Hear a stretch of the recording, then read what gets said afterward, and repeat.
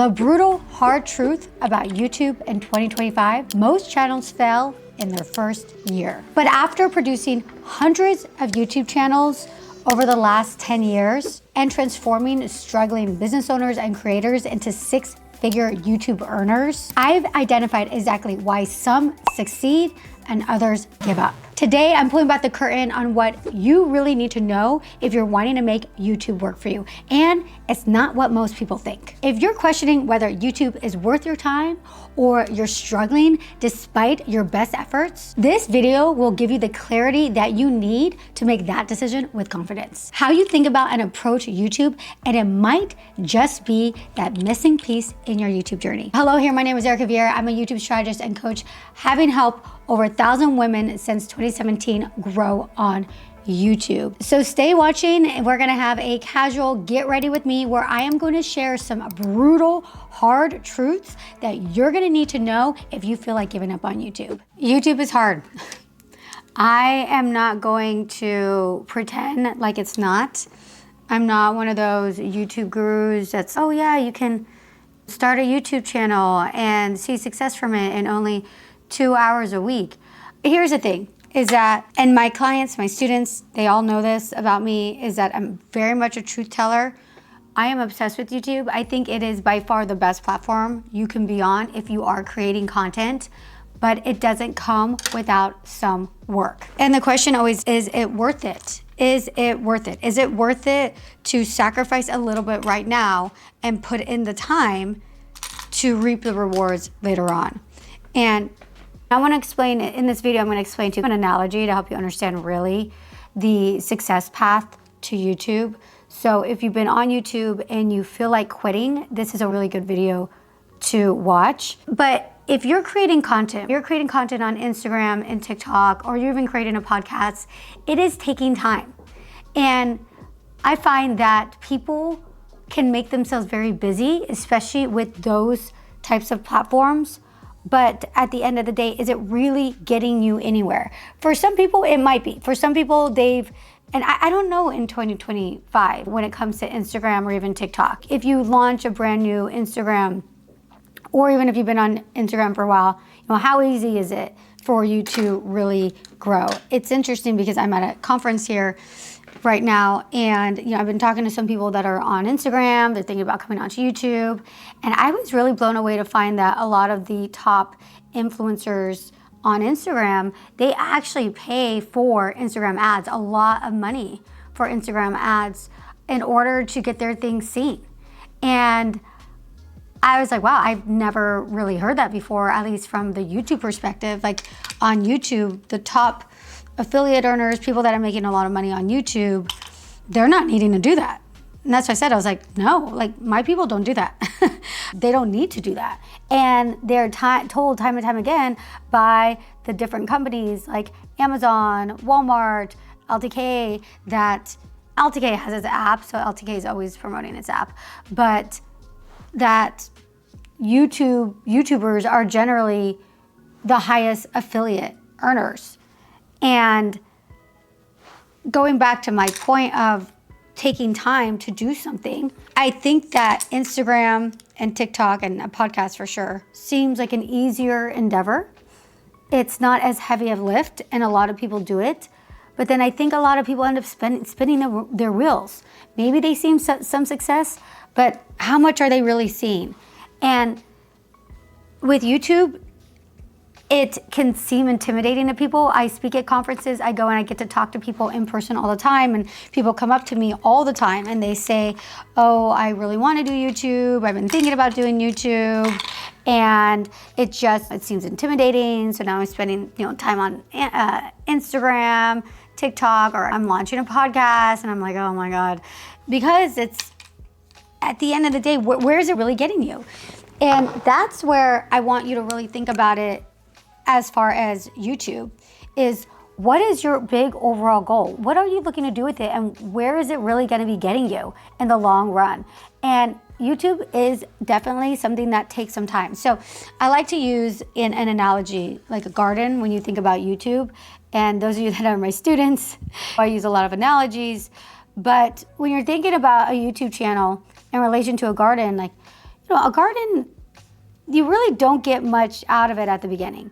There's empty soil, you're having to put in the seeds. If you're starting from scratch, you put in the seeds. You've got to give it some time before you see anything. That's like YouTube. And the thing is with the new garden and stuff, you are excited. You're going to the stores, you're getting all of the seeds and you're getting the tools and you're learning all about it. You're excited. And that's what it is with YouTube, is I see a lot of people at the beginning, they're like super excited. I'm gonna do this, I'm really pumped.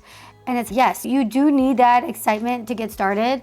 And I always say you need to be a little bit delusional. Like all of us here on YouTube have a little bit, I'd say maybe 7 or 8% delusion that there's other people out there in the world that want to hear what we have to say, and that's good. You need that little bit of fearlessness and a little bit of confidence. And then people are excited, like with the garden. It's, oh yeah, it's fun, it's exciting, let's do this is gonna be so beautiful. And you envision, which is really important at the beginning, is you envision what that's gonna look like when it's done, all the things that you can get out of it.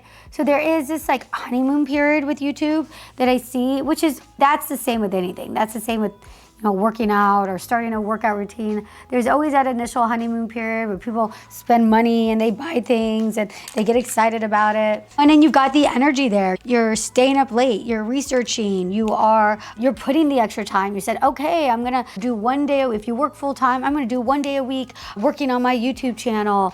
And you put the time and energy into it at the beginning, especially if you've decided you're going all in. And if you're watching this video, maybe you've already decided that. A lot of people probably have, especially when people that enroll in my bootcamp, they're like, yes, I'm all in on YouTube. I love YouTube. So there's that initial phase. And then you start doing your thing on YouTube, you start uploading, and that's like the seeds, right? You're excited, you're starting to do the work, you're putting the work into it, you're taking all this time, and you're using that energy to just start your garden.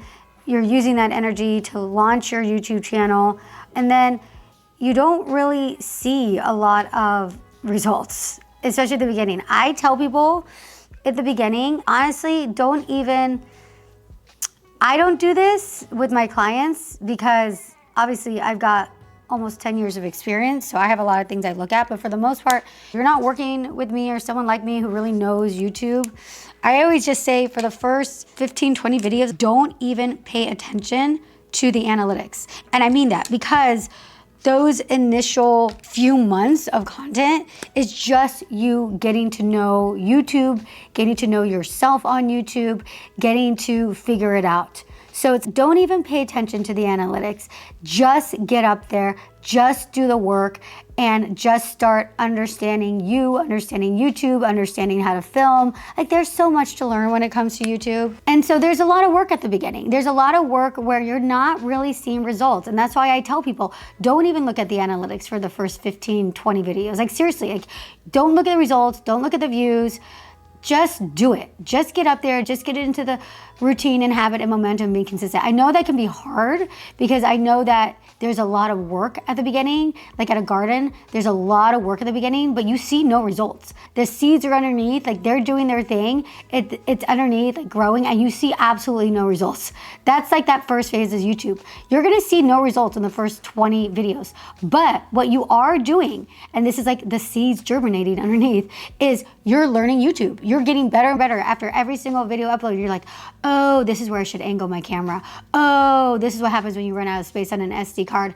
Oh, this is how I should plan my day. Like all of those little tiny things that people don't really talk about. Like maybe they do a little bit, but it just takes you doing it to really figure it out and come up with a routine for yourself. And that's what you're doing in those first like 20 videos. And I'm talking about long form videos. Usually on this channel, unless I specifically say shorts, I'm really referring to long form videos. So then you get into the second phase, right? By, I'd say, hopefully 20 videos or so, maybe 25 videos to 30. Like you're not even an expert yet at YouTube at all. You're still an infant in YouTube. But hopefully after, let's say 20 to 30 videos, you're seeing some traction. Maybe 1 or 2 of those videos start to take off. Now you can start looking at your analytics. Now you can start seeing, okay, looks like people are starting to come. oh, these types of videos seem to be getting better views. Oh, these types of thumbnails seem to be getting better click-through rates. Now you can start looking at the numbers and really start to say, okay, what's going on? And so like with the garden analogy, it's that little early growth of the garden and it feels exciting. It's, oh, look, something's sprouting. It feels exciting, but it also feels a little unpredictable. It feels maybe a little bit chaotic, and you're learning what works. You're at this point, you're learning what works for your audience. You're learning what works for you. And it's that phase where you're starting to get a little bit of momentum. But like I said, you really don't want to even do this until 20 to 30 videos in. And that's why I'm using the number of videos. And I spoke at an event, and one of the questions like, what are some metrics of success? And I would say with YouTube, really good metrics of success is honestly the number of videos that you're uploading, because that's just you doing it. And so much of YouTube is doing it consistently and doing it for the long run.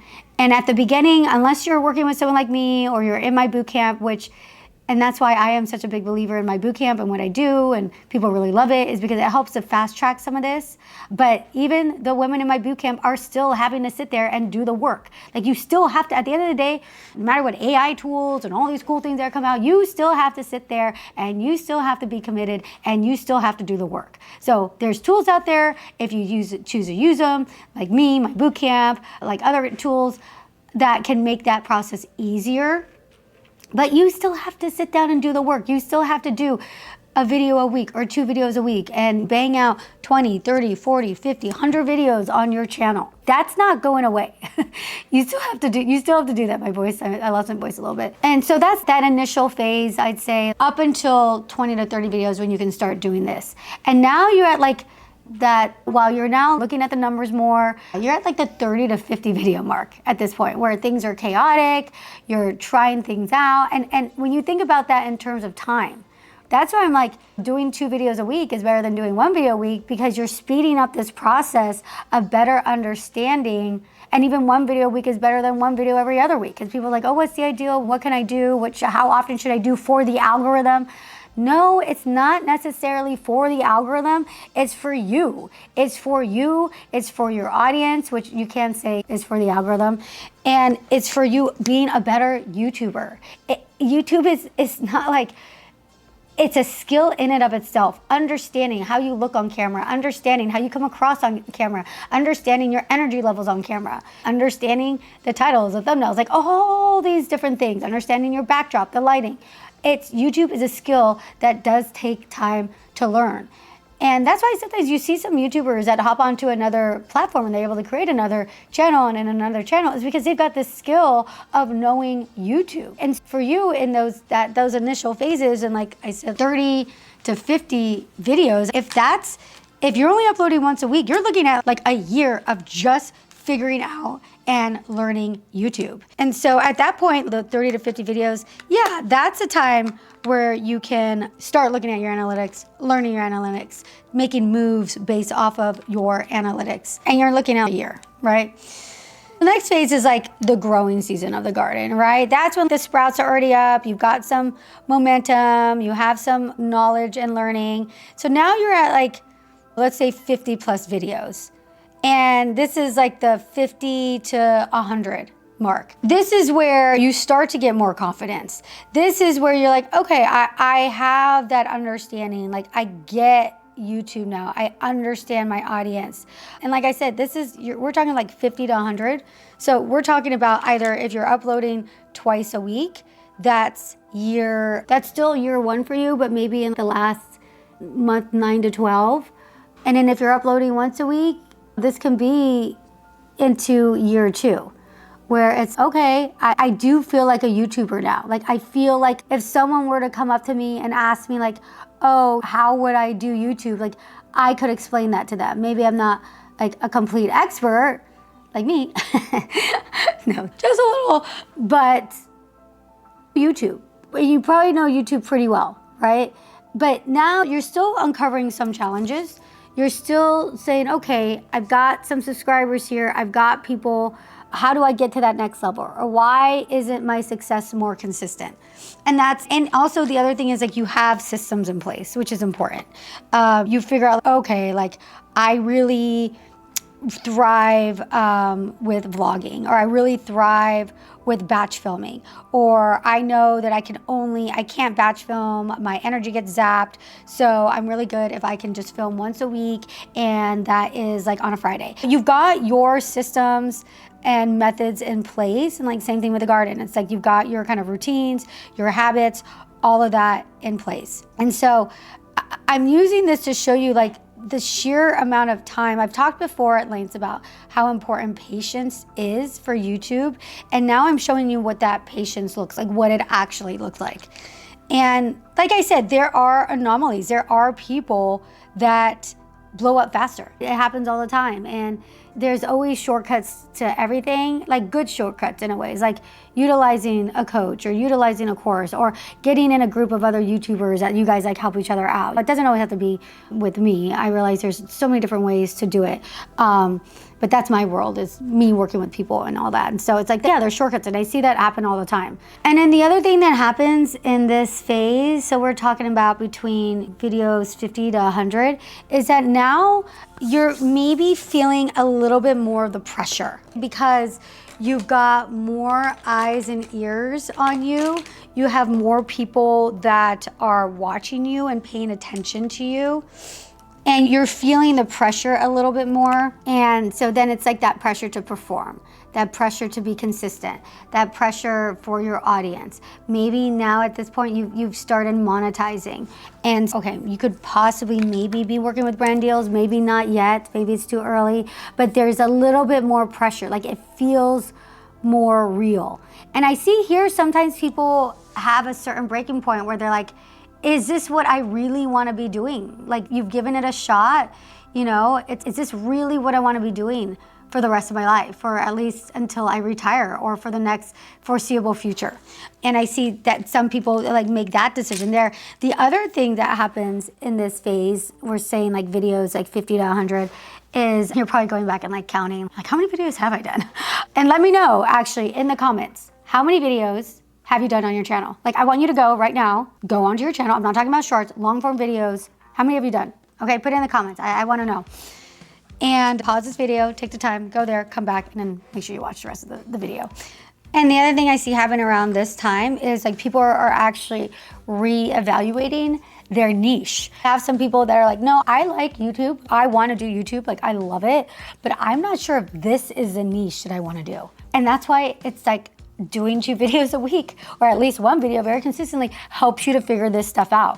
And I have people who have 50 to 100,000 subscribers that are like, no, I'm gonna need a pivot, right? And comment if that's you as well. But this is where you start to reevaluate things. Am I liking this audience I'm attracting? I'm gonna be totally honest. There are people that just, they come to find that they're not liking the people that they're attracting. They're like, these people, the types of comments, this isn't really my vibe. This isn't like the demographic. So then they start to reevaluate a couple things. Maybe it's the type of content they no longer want to do. Maybe they're like, I'm getting a little bit too personal there. I don't really want to be doing it. Or I'm actually not personal enough and I want to bring more of myself to it. There's a lot of evaluation that happens in this phase. And that's also why I'm such a strong believer in, actually, you're going to want to check out my masterclass, because I talk about the way that I start and launch channels, and even channels that come to me that are larger, that we do this kind of foundational training, because it really helps to avoid these types of things in the future. But sometimes it's hard. Sometimes it's inevitable. People are like really excited to grow a YouTube channel, and so you'll just take whatever views you get at the beginning. And I totally get that feeling. I'm even in that phase now, and I think I'm gonna probably do a video like revisiting or sharing with you like my thoughts on my own channel. But sometimes you're just like, I just wanna take whatever views I can get at this point. I'm just happy to get the views, and I'll do whatever. I'll do whatever content. And there's definitely people who, a lot of people fall in that trap. And then when they have a little bit more control over their audience or schedule or whatever it is, they're like, you know what, I think I wanna pivot. I don't think I want to do this. type of content anymore. So that happens in that phase, that 50 to 100 video phase. Sometimes that can happen even beyond that. A lot of what I'm saying could even happen beyond this point in time. It could even be the 150th video. But I always say this is long form. We're not talking about shorts, okay? Very much long form content. And then we've got the last phase, which is that like mature garden phase, which you could say mature YouTuber phase, but honestly, for some, it can take years and years to get to this point, if at all. Like I do find that with some YouTubers, and maybe it's just a personality thing, they're constantly wanting to grow, and they say new levels, new devils, right? So they might be at 500,000 subscribers, but now they want to change their niche, or they're not happy anymore, or they say, I'm no longer going to be uploading 3 days a week. I really want to go down to 1 day a week. How can I do that? That is also the inevitability with YouTube, is that, and here's like a truth bomb, okay? It's not so much that the platform is ever evolving. I think one of the great things about YouTube is that it's pretty consistent. Yes, they make some changes to the back end, to the analytics, sometimes some of the features. Yes, YouTube is always changing. But for the most part, the algorithm is pretty consistent. It's just the idea of create really good content for viewers so that they click on your videos and watch again and again, okay? So that's pretty consistent. But do you know what changes? Is you. Like maybe you didn't have kids when you started YouTube and now you do, and you're like, I've got to change. Like I did that whole video on Raw Beauty Christy. If you haven't seen it, you're gonna want to check that out. And same thing with Sierra Soltzi. I did that whole video on that. Things changed for her when she had a baby and she got pregnant, and that happens, right? Or maybe things change for you that now, because of YouTube, you can quit your full-time job and now you can actually devote more time to YouTube. So yay. Or maybe the opposite. Maybe because of YouTube, it brought you so many cool opportunities that you no longer really need to be on YouTube. I did a whole video on Brittany Saunders, which that one could definitely get more love, and it had some really good lessons and stuff in there and really inspiring stuff in there. So I would 100% recommend checking that video out. So you as a person actually tends to evolve and change. And that's also the beauty of YouTube, is that you have a say. This is your channel. If you choose to now go from 2 videos a week to now going from 1 video every other week because you've just got a lot going on, maybe that's for a season, for 6 months or so, have a baby, or you've got a new business, you still want to be on YouTube, but you're not going to be on there like you used to.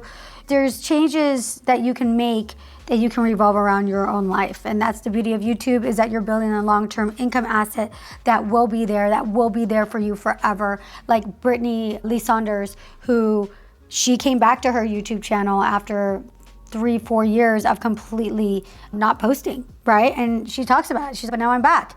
And she's building it up again, which is really cool. She's got that long-term income asset that she can utilize now for her business, to have like a behind the scenes of her business, which is really cool. And so that mature phase of YouTube is like, all right, now like, what am I gonna do? What am I gonna do with my YouTube channel? And some people, they make their income from AdSense, from affiliates. So no, they're like, if possible, I actually want to start doing more content, because I'm seeing how well I'm doing with the content I'm producing. For every video I upload, I get X amount of sales. If I double that, does that mean I get double the amount of sales? And then, you know, people try and play around with that. So that's that mature phase, which can happen, it could be after 100 videos, maybe more, maybe a little bit less. But that's like that mature garden phase too. All right, am I gonna keep this garden? Am I gonna keep it going? What am I gonna do with it? Am I gonna adjust it? Maybe I wanna have different types of plants in it. Maybe I wanna hire a gardener to take care of it. I'm like over it. This is a beautiful garden, but I'm done. I'm moving on from this and I wanna have somebody help me out with it. That's the other thing that happens. You hire a team, now you're starting to make money. So I'm really showing you to show you the title of the video. What you clicked on is, should I quit? Should I quit? And it's the reality is this worth it for you? Is that future of having that long-term income asset and doing some sacrifices, is that gonna be worth it to you? And here is the brutal truth, is that there are a lot of sacrifices at the beginning without knowing what the end result is gonna look like. But that's the same for anything good in life. That's the same for writing up any kind of business. That's the same for doing anything that scares you. That's the thing. Is the hard work worth it? And I think that's where a lot of people get scared and they're like, I'm just gonna dabble a little bit in Instagram because that's an easier lift, and I decide not to do it. But the thing is though, with going all in on anything like that, it's, am I going to ultimately waste my time? And I think that's if you really get at the heart of what it is.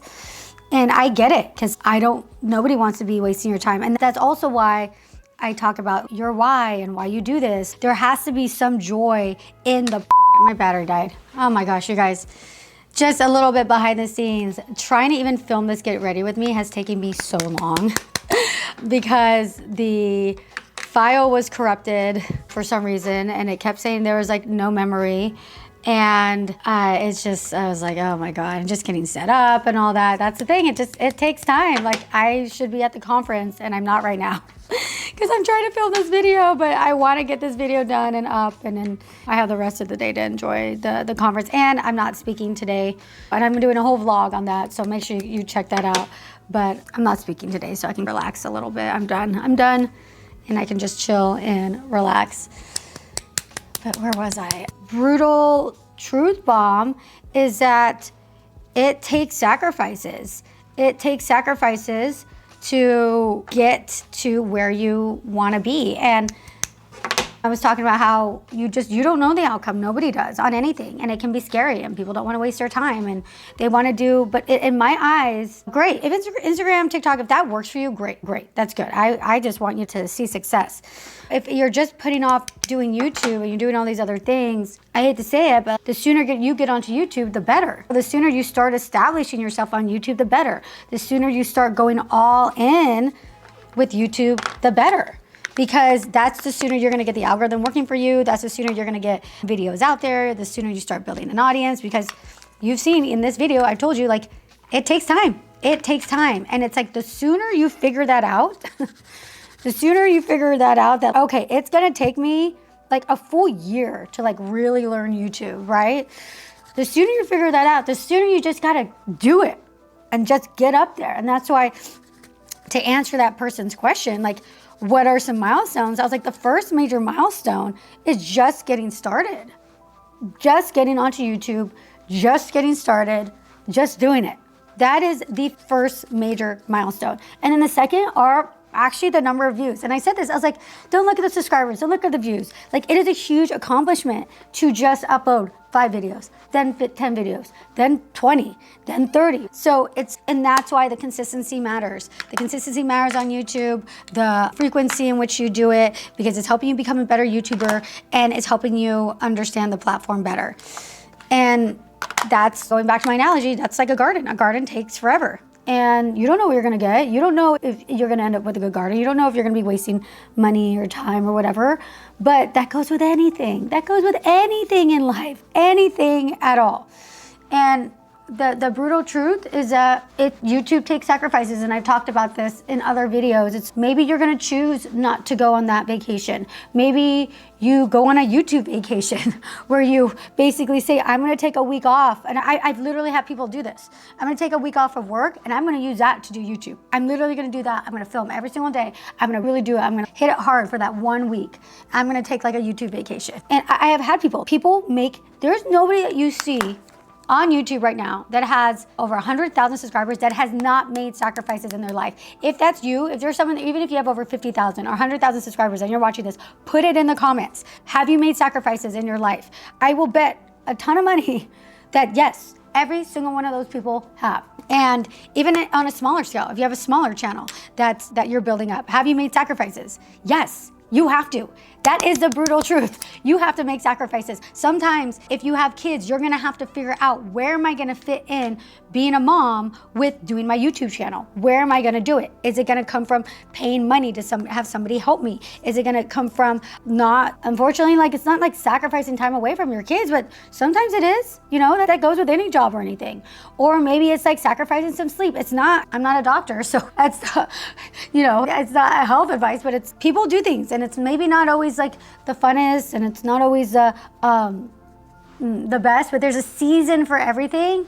And every person that you've seen on YouTube that sees successful Every single one, they have had seasons where they worked their asses off. And that is the brutal, hard truth. And there's seasons where they got to coast, right? There's seasons where maybe they're working hard, but they're finally seeing the results. And they're like, yes, I'm seeing results. That's amazing. And that's the reality. That's the brutal truth of YouTube. So I hope that this video was helpful in putting things into perspective. With these get readies with me, I really want it to be just like a casual conversation, as if I'm talking to you in person, as if I just met you at, say, one of these conferences, or you're one of my clients that I'm talking to one-on-one. This is the real truth. This is the real advice, the real nitty-gritty on what actually goes on behind the scenes as I put my eyeliner on. You see my whole process and how I do makeup. And that's what I want, is I want these real conversations, and I want that to also bleed into the comments. Like, I want you guys to have some conversations in the comments. What are your thoughts on this? Because there's a lot here. There's a lot to talk about. There's a lot to think about.